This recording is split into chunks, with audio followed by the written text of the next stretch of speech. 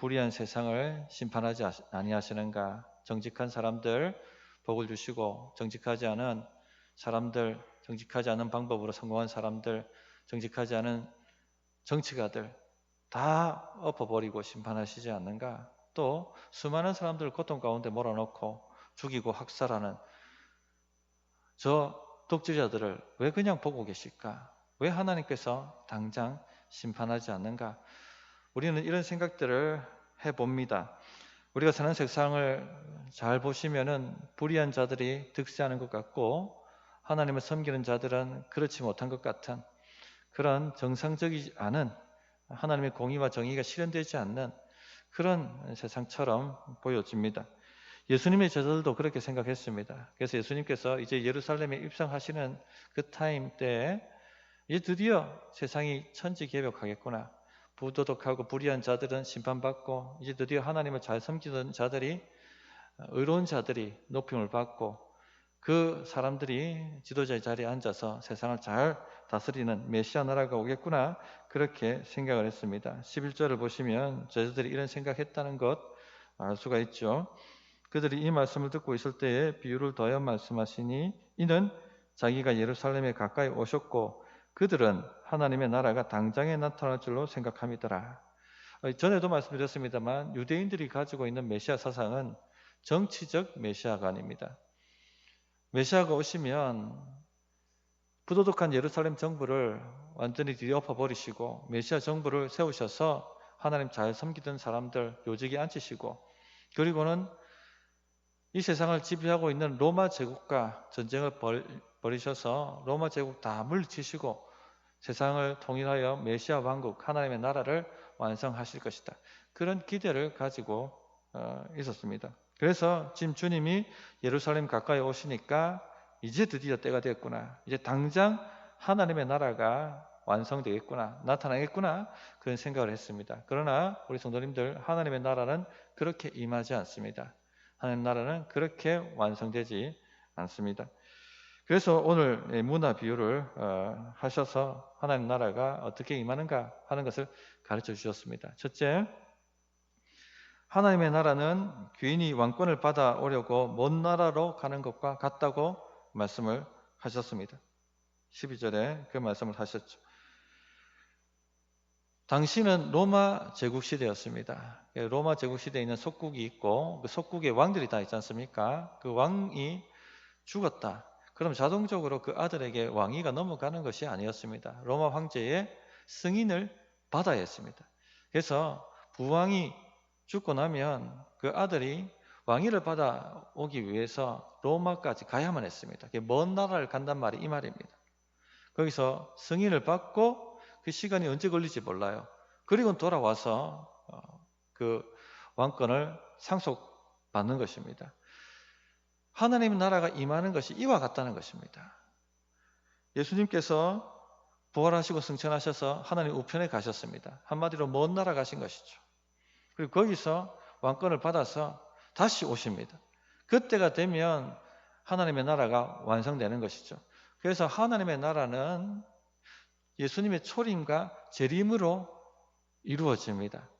예수님의 초림 때는 세상을 엎어버리시는 심판주로 오시는 것이 아니라 세상을 구원하는 구원주로 오십니다. 주님이 다시 오실 때는 심판주로 오시죠. 그래서 10절에 보시면은 인자가 온 것은 잃어버린 자를 찾아 구원하려 함이니라 라고 말씀하신 것입니다. 즉 주님이 지금 초림하신 것은 하나님의 택한 사람들을, 잃어버린 사람들을 찾아서 구원하시기 위해서 오셨다는 것입니다. 지금 우리가 살아가는 시대가 초림의 시대입니까? 재림의 시대입니까? 초림의 시대입니다. 은혜의 시대입니다. 택자들을 찾아서 구원하는 시대입니다. 그 충만한 수가 어느 정도까지는지는 모르지만 복음이 세상 끝까지 전파되어지고 충만한 택자들의 수가 들어오게 되면 어느 날 갑자기 주님이 다시 오실 것입니다. 주님이 다시 오실 때는 구원하려고 오시는 것이 아닙니다. 그날에 내가 회개하겠습니다라고 말한다고 회개되는 게 아니고 구원받는 것이 아닙니다. 그날은 심판하러 오시는 겁니다. 모든 불의와 부도덕과 악의를 가진 모든 사람들을 뒤집어 엎으시기 위해서 그런 자들을 불못에 던져 넣기 위해서 주님이 심판주로 오시는 것이죠. 그래서 27절 보시면 그리고 내가 왕됨을 원하지 아니하던 저 원수들을 이리로 끌어다가 내 앞에서 죽이라 하였느니라. 자, 이 말씀 자체가 심판하러 오신다는 것이죠. 왕위를 받아가지고 다시 올 때 그때는 심판하러 심판주로 오신다 하는 것을 보여주고 있습니다. 그러므로 성도님들 당장 이 세상이 하나님 뜻대로 공의대로 돌아가지 않는다고 낙심하지 마십시오. 당장 부도덕한 사람들, 악인들이 심판받지 않는다고 낙심하지 마십시오. 하나님 백성은 고난당하고 부도덕하고 불의하고 하나님 안 믿는 사람들은 득세하고 그런 이 세상의 모습 때문에 흔들리지 말라는 것입니다. 이런 시대는 계속 갈 겁니다. 절대 천지가 주님 오시기 전에는 개벽되지 않습니다. 절대 정의와 공의가 충만하게 실현되는 나라는 오지 않는다는 것입니다. 우리가 당장에 이 세상이 하나님의 뜻대로 개혁되어지고 변화되지 않는다고 낙심한다면 세상에 오히려 타협하게 됩니다. 자, 예수님의 제자들, 예수님이 십자가 지러 가시는 건 모르고 예루살렘 일성하시는 걸 보고는 천지가 바뀔 것이다. 이제는 새로운 세상이 올 것이다. 이런 기대를 가지고 주님을 쫓았습니다. 그런데 예수님은 예루살렘에 들어가셔서 한 주 만에 허무하게 십자가에서 돌아가셨어요. 그들 눈에 보기에는. 이런 잘못된 기대를 지금 당장 뭔가가 개혁되고 변화되기를 기대했던 잘못된 기대를 가지고 있으니까 그런 상황을 맞이하자 모두 다 낙심해서 어떻게 됩니까? 다 뿔뿔이 흩어졌습니다. 고기 잡으러 가자. 세상으로 돌아가자. 낙심하게 되면 이처럼 세상으로 돌아가는 세상과 타협하게 된다는 것입니다. 성도님들, 우리는 어떻게 살아야 됩니까? 그렇다면 주님이 어떻게 말씀하셨어요? 오히려 깨어있고 주님이 다시 오실 것을 믿고 깨어서 사명 감당하는 삶을 살라고 그렇게 말씀해 주셨죠. 세상과 타협하지 말고 오히려 깨어서 주님 다시 오심을 바라보고 믿음으로 기다리며 사명을 감당하라. 그렇게 자주 가르쳐 주셨습니다.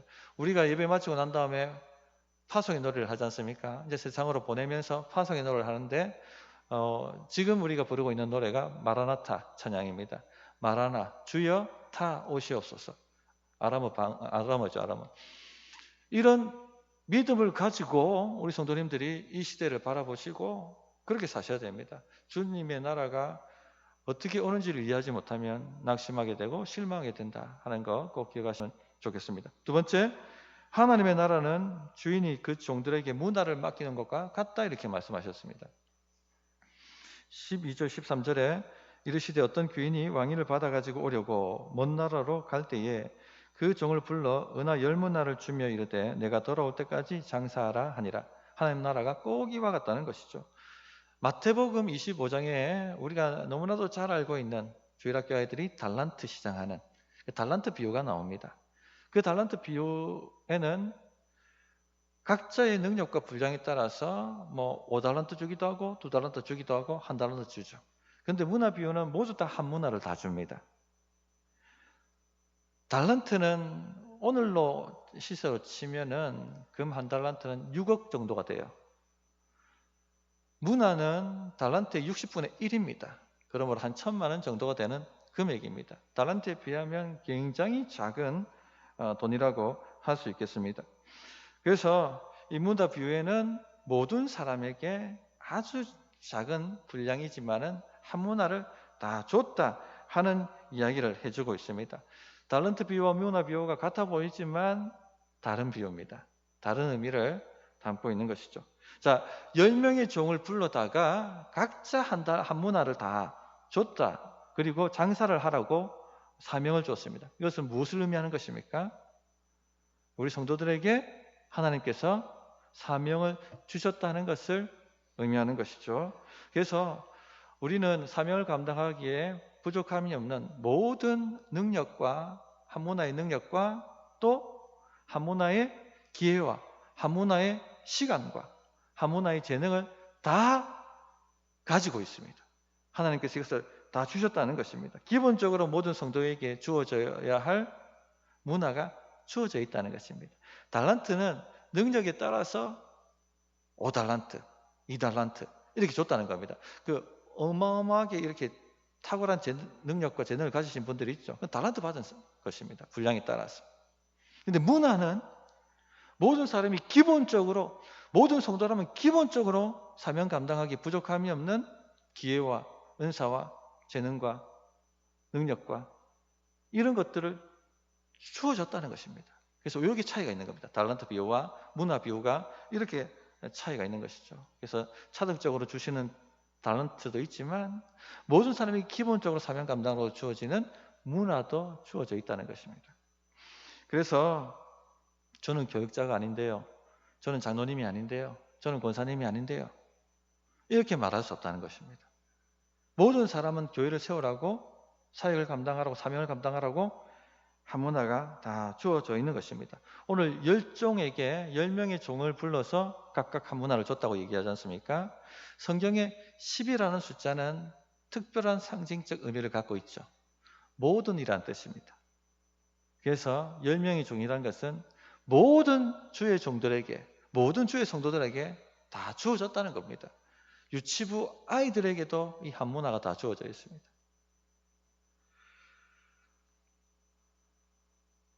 주님 오실 때까지 사명 감당할 수 있는 기본적인 은사들이 다 주어졌다는 것입니다. 자, 이것은 다른 말씀에도 나와 있어요. 사도행전 1장 8절에 오직 성령이 너희에게 임하시면 너희가 권능을 받고 예루살렘과 온 유대와 사마리아와 땅끝까지 이르러 내 증인이 되리라. 이렇게 말씀하셨어요. 성령이 임하시면 권능을 받는다. 기본적 권능을 다 주었다는 것입니다. 예수님을 증거할 기본적 권능이 다 주어져 있다. 에베소서 4장 12절에는 이는 성도를 온전하게 하여 봉사의 일을 하게 하며 그리스도의 몸을 세우려 하심이라.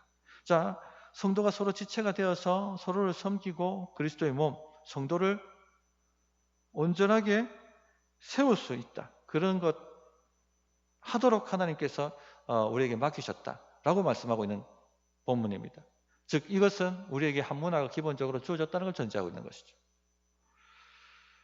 이처럼 이런 모든 말씀은 우리에게 한 문화가 주어져 있다는 것을 가르쳐주고 있습니다. 자, 그렇다면 성도님들 어떻게 하셔야 되겠습니까?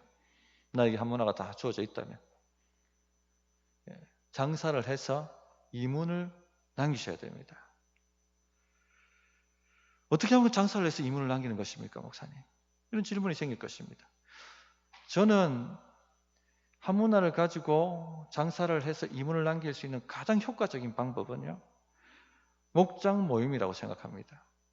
성도가 서로의 삶을 나누고 서로를 돌아보고 서로를 격려하고 서로를 위해서 기도해 주는 것, 이 모임에서 한 문화의 능력이 발휘되는 것이죠.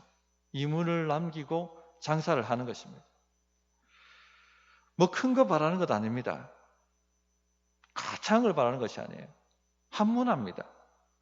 자, 뭐 오제 가가지고 선교하라고, 아니면 저기 뭐 온 재산을 다 팔아서 가난한 적이 나눠줘, 달란트 받은 사람들의 얘기. 지금 말씀하는 것은 한 문화입니다. 큰 것 얘기하는 게 아니에요. 한두 시간 일주일에 하루 성도들과 함께 교제하고 함께 서로를 돌아보고 함께 서로를 세워가라는 것이죠.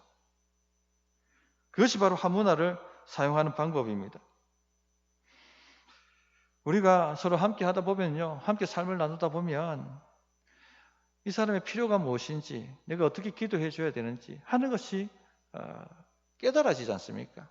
그때 우리의 문화가 발휘되는 것입니다. 모든 성도들이 이런 문화를 다 갖고 있기 때문에 이렇게 서로를 섬기는 일에 다 동참해야 한다는 것입니다. 그런데 이런 교회론이 가르쳐지기 전에는요, 이 성도를 돌아보고 섬기는 일은 누가 해야 될 일이라고 생각했습니까? 목사가 해야 될 일이라고 생각했습니다. 교회가 살해주지 않나? 목사가 해야 안 되나? 그렇게 다 생각을 했습니다. 성도들은 계속 영적 어린아이처럼 이래달라 저래달라 이런 요구들만 하는 수준에서 벗어나지 못했죠. 그런 요구를 목사가 잘 채워주면 모르겠지만 사람은요 100% 채워줄 수 없어요. 내 가정의 식구들도 나를 채워줄 수 없는데 누가 나를 채워줄 수 있습니까? 하나님밖에 채워줄 수 없는 거죠. 기대에 부합하지 못하면은 투정 부리고 불만을 가지고 그런 삶을 반복하고 살아갈 수밖에 없었습니다. 경기로 비유하자면 목사는 선수고 성도는 관중이었습니다. 우리가 축구 경기를 하면은 그렇게 차야지, 저렇게 차야지, 슛 해야지, 패스해, 그렇게 얘기하지만 관중은 필드에서 뛰지 않습니다. 꼭 교회 모습이 그와 같았다는 것입니다. 신앙생활 이렇게 해서는 안 된다, 교회가 이렇게 가서는 안 된다고 생각하신 옥하는 목사님이 제자 훈련이라는 것을 한국 교회에 들고 나왔어요. 성도는 관중이 아니다. 성도는 선수다. 목사는 감독이고 선수는 성도다 하고 평신도를 깨우기 시작하셨습니다. 그때부터 평신도 사역자라는 용어가 가르쳐지기 시작했죠. 성도님들, 여기 계신 모든 분들은 관중이 아닙니다. 선수고 군사고 일꾼들입니다. 모두 다 한 문화를 가진 사역자들입니다. 이런 생각을 가지셔야 됩니다. 에베소서 4장 11절 12절에 그가 어떤 사람은 사도로, 어떤 사람은 선지자로, 어떤 사람은 복음 전하는 자로, 이분들은 사도시대 이후에는 다 끝나버린 직분들이죠. 그러나 계속 남아있는 직분이 있습니다. 그래서 항존직이라고 얘기합니다. 어떤 사람은 목사와 교사로 삼으셨으니 이는 성도를 온전하게 하여 봉사의 일을 하게 하며 그리스도의 몸을 세우려 하심이라, 이렇게 말씀하셨습니다. 하나님께서 교회, 목사, 교사 같은 말입니다. 왜 목사와 교사를 교회에 계속해서 남겨두셨을까요? 성도를 온전하게 만들려고 남겨주신 것입니다.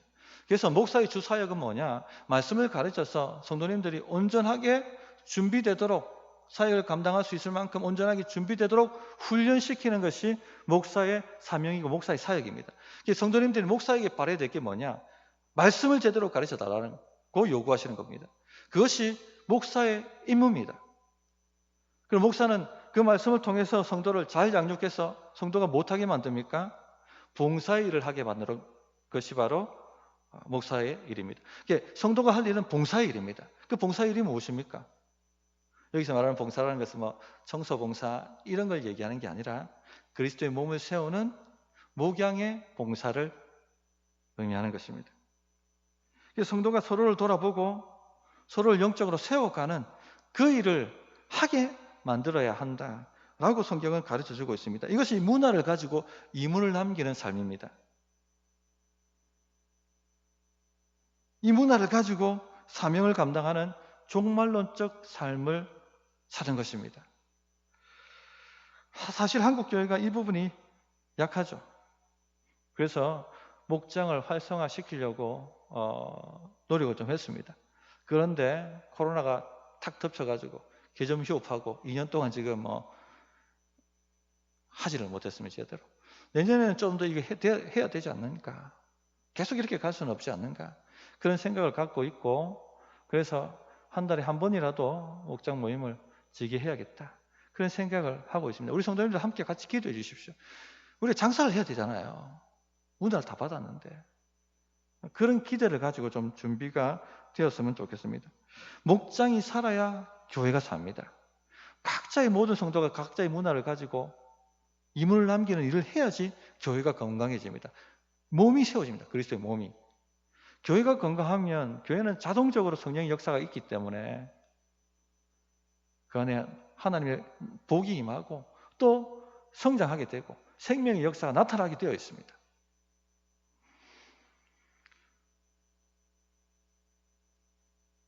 그래서 우리 성도님들, 내가 어떻게 좀 섬김을 받을까? 내가 목사님으로부터 어떤 섬김을 받을까?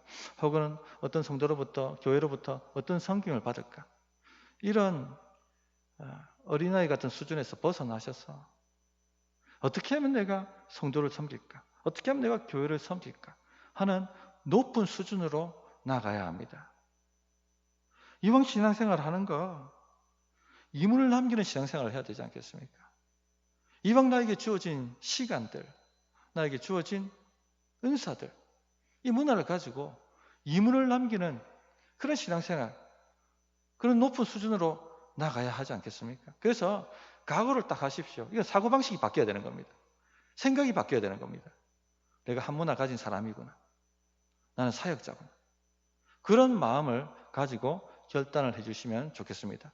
셋째, 하나님 나라는 주인이 돌아와 결산하고 상과 벌을 주는 것과 같다, 그렇게 말씀하십니다. 우리 주님은 반드시 돌아오십니다. 돌아오셔서 뭐 하십니까? 결산하십니다. 그리고는 심판하시고 잘한 사람에게 상을 주시고 그런 결산이 있다. 그런데 그 결산 때 세 종류의 사람이 나타날 것을 말씀하십니다.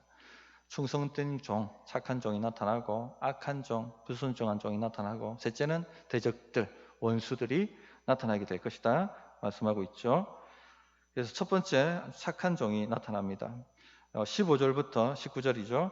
귀인이 왕위를 받아가지고 돌아와서 은하를 준 종들이 각각 어떻게 장사했는지를 알고자 하여 그들을 부르니 그 첫째가 나와 이르되 주인이여 당신의 한 문화로 10문화를 남겼나이다. 주인이 이르되 잘하였다 착한 종이여 내가 지극히 작은 것에 충성하였으니 10골 권세를 차지하라 하고 그 둘째가 와서 이르되 주인이여 당신의 한 문화로 5문화를 만들었나이다. 주인이 그에게도 이르되 너도 5골을 차지하라 하고.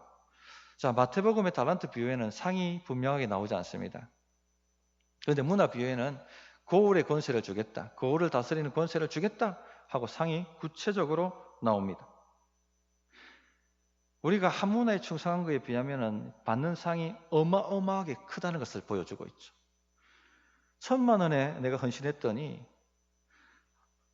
1,000만 원을 가지고 5천만 원 임을 남겼더니 5도시를 섬길 수 있는, 5도시를 치리하고 다스릴 수 있는 권세를 주셨다는 것입니다. 10문화 남겼더니 10도시를 섬길 수 있는 권세와 능력을 주셨다는 것이죠. 이것은 한 문화에 비하면 어마어마한 상이고 이 정도로 비할 수 없을 만큼 어마어마한 상이 주어질 것이다 하는 것을 말씀해 주고 있습니다. 구체적으로 이것이 무엇일까 하는 것은 알 수 없지만 추측해 볼 수가 있어요. 에덴에서 아담과 하와가 창조되었을 때 세상을 정복하고 다스릴 권세를 주셨죠. 그런데 타락하자 그 권세가 빼앗겨서 마귀에게 넘어갑니다. 하나님 나라가 완성될 때는 이 권세가 다 회복될 것입니다. 그때는 이 땅에서 문화를 가지고 어떻게 헌신하고 사역했는가에 따라서 그 펼칠 수 있는, 지배할 수 있고 다스릴 수 있는 땅과 권세가 주어질 것이다. 이렇게 추측을 해볼 수가 있습니다.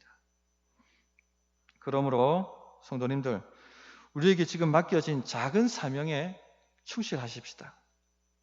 나에게 맡겨진 이 작은 일, 큰 것 아닙니다. 작은 것에 우리가 충성해 보자는 것입니다. 작은 것에 충성하면 하나님께서 큰 상을 주십니다. 오늘 우리 시대 때도 맛을 보게 하십니다. 그래야지 성도들이 지치지 않으니까.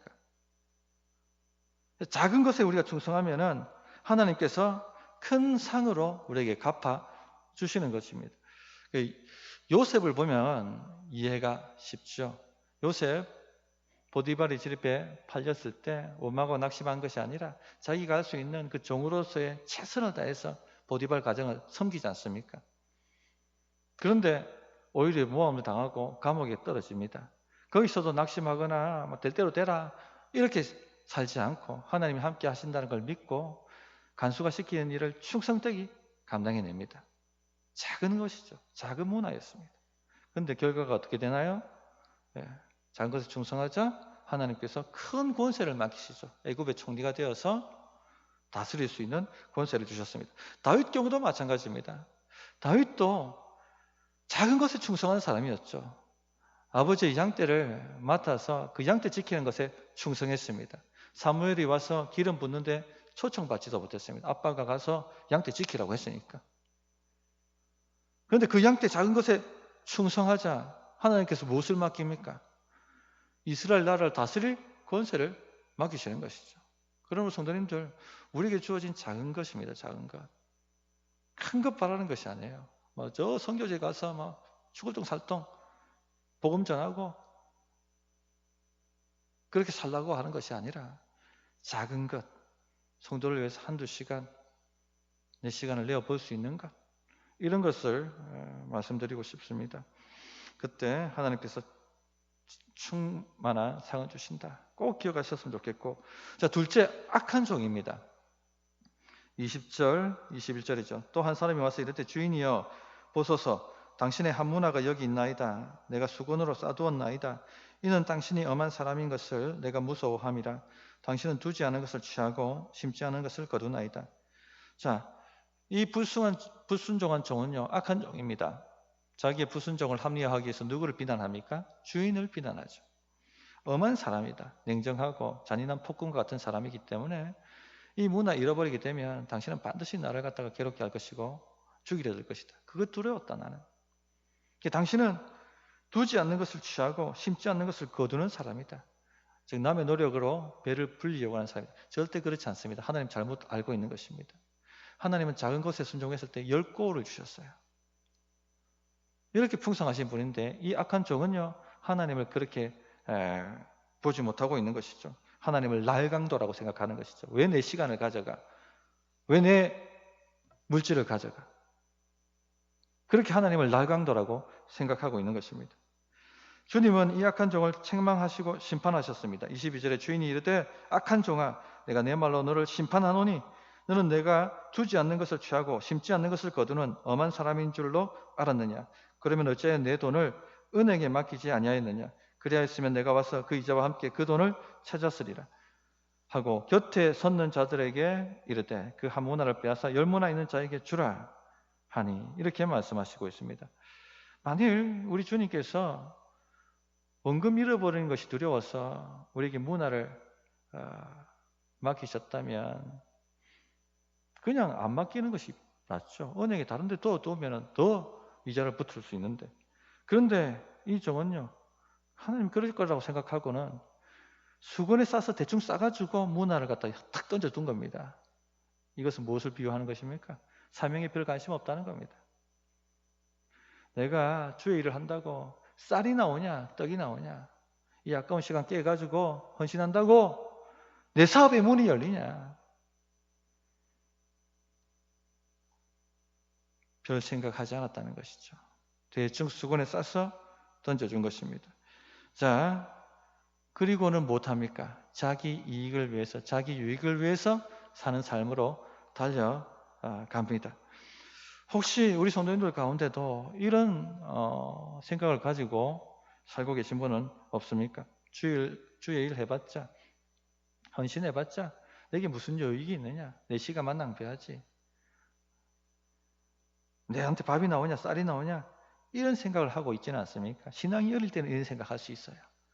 그러나 연수가 지났음에도 불구하고 여전히 이와 같은 생각을 하고 있다면 정말로 안타까울 수밖에 없습니다. 어떻게 됩니까? 오히려 빼앗깁니다. 그 종이 가지고 있던 모든 것을 빼앗아서 사명 잘 감당하는 사람에게 넘겨준다는 것이죠. 복이 왔다가 나를 거쳐서 다른 사람에게 넘어가는 것입니다. 그래서 26절에 주인이 이르되 내가 너에게 말하노니 무릇 있는 자는 받겠고 없는 자는 그 있는 것마저도 다 빼앗겨 버릴 것이다. 에서와 야곱이 좋은 예죠. 에서는요, 하나님 나라, 하나님의 장자권 별로 생각하지 않았습니다. 관심이 없었습니다. 그거 한다고 뭐 떡이 나오냐 살이 나오냐, 그래 생각했던 것이죠. 대충 수건에 싸서 툭 던져준 겁니다. 그리고는 산과 들로 나가서 산짐승 잡아서 별미를 만들어 먹고 취미생활하고 즐겁고 행복하고 그렇게 살았던 것입니다. 반면에 야곱은 우리 성경을 보면 아시지만 굉장히 부족한 사람이고 흠이 많은 사람이었습니다. 그래도 야곱은 뭘 가지고 있었습니까? 하나님의 나라, 하나님 장자권, 여기에 관심을 갖고 있었어요. 그래서 그것 얻기 위해서 에서에게 팥죽 한 그릇이라도 써서라도 받아내려고 하지 않았습니까? 결국 있는 자는 더 많이 받지만 없는 자는 그 있는 것마저 빼앗겨 버리지 않습니까? 그래서 에서에게 가야 될 장자권이 어디로 갑니까? 야곱에게 갑니다. 에서는 평생 산과 들에 쫓아다니면서 산짐승 잡아서 별미하고 행복하게 술을 누리다가 죽었을 것입니다. 거기서 끝이에요. 무엇이 남습니까? 그는 악한 종일 뿐입니다. 그에게 예비된 것은 영원한 불못이죠. 그러나 야곱은요, 믿음의 조상의 반열에 올라가고 하나님 나라를 유업으로 받는 자가 되었습니다. 아마도 하나님 나라가 완성되면 엄청난 권세를 가지고 세상을 다스리는 위치에 올라가 있을 것입니다. 우리도 이런 삶을 살아야 되지 않겠습니까? 셋째, 주의 대적들이 나타납니다. 14절에 그런데 그 백성이 그를 미워하여 사절을 뒤로 보내어 이르되 우리는 이 사람이 우리의 왕됨을 원하지 아니하나이다 하였더라. 하나님께서 우리의 왕 되시는 것, 예수님께서 우리의 메시아 되시는 것을 거역하고 핍박하고 예수 믿는 사람 핍박하고 교회를 핍박하는 사람들을 얘기합니다. 불신자들이죠. 이들은 심판을 면치 못합니다. 27절에 주님 다시 오셨을 때 그들을 끌어내어서 죽이라고 하고 심판을 명령하십니다. 자, 성도님들, 우리나라 하나님의 나라가 지금 다가오고 있습니다. 어떤 사람으로 드러나기를 원하십니까? 착한 종이 되기를 원하십니까? 불순종하는 악한 종이 되기를 원하십니까? 아니면 대적하는 원수가 되기를 원하십니까? 오늘 이 시간에 어떤 결단을 하느냐에 따라서 우리 영원한 운명이 달라지는 것입니다. 충성되고 착한 종이 되어서 하나님께서 주시는 하늘 복을 마음껏 받아 누리시는 그런 성도님들이 되셨으면 합니다. 자, 말씀을 정리하도록 하겠습니다. 첫째, 하나님의 나라가 당장 임하지 않습니다.